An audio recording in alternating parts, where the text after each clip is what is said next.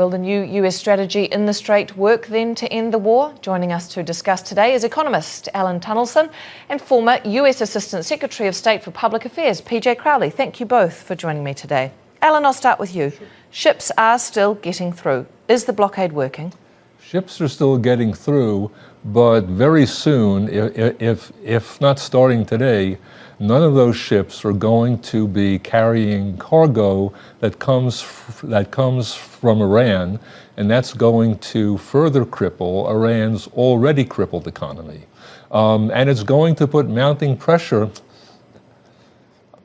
on Tehran. Now, whether this is going to eventually, whatever the time frame you think is applicable, is going to result in the kind of a comprehensive deal that President Trump seems to want, I'm not certain about that.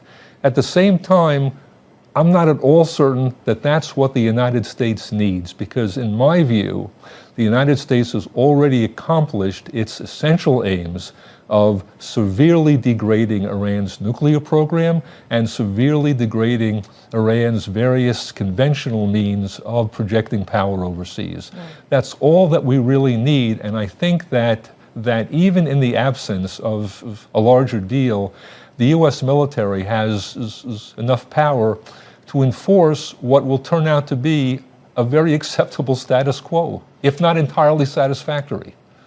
Alan, your thoughts? I saw you listening intently there, and I know Alan took a couple of different points out there about whether this was going to be an effective mechanism in resolving the war here. But is the blockade working the way the US projects that it intended it to? From a US military standpoint, the blockade is very straightforward.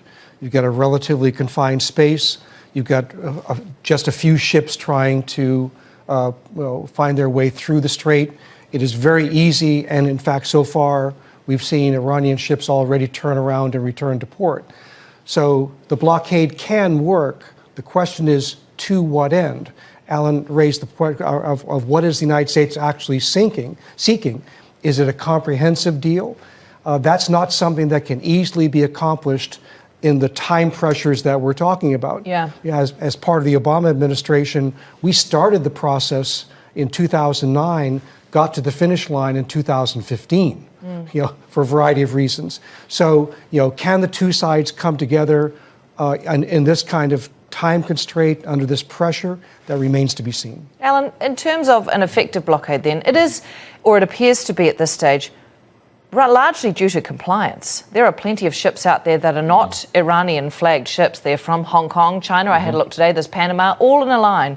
Now, the US military or Navy cannot effectively jump aboard all of those ships if they all decided to sail straight through, could they? No, but it can establish deterrence. And as we've seen... Militarily?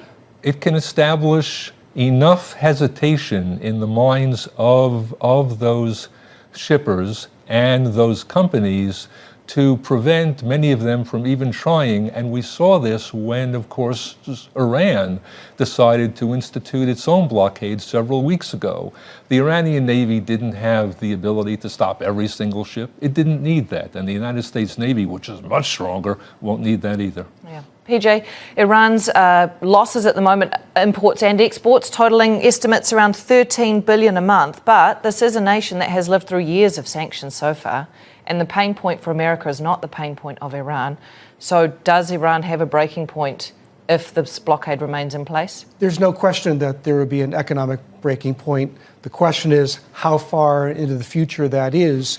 And then, conversely, what is Donald Trump's political threshold for pain in the intervening time?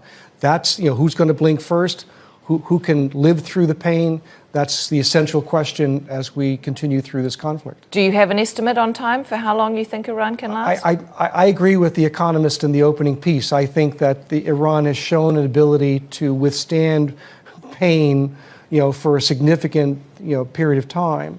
But we'll see. To me, the essential question is whether Trump is looking for some sort of interim arrangement that allows for an off-ramp from this conflict. But if he's looking for the maximalist negotiation positions that originated with the Trump during the first term, that's going to be a very, very hard lift.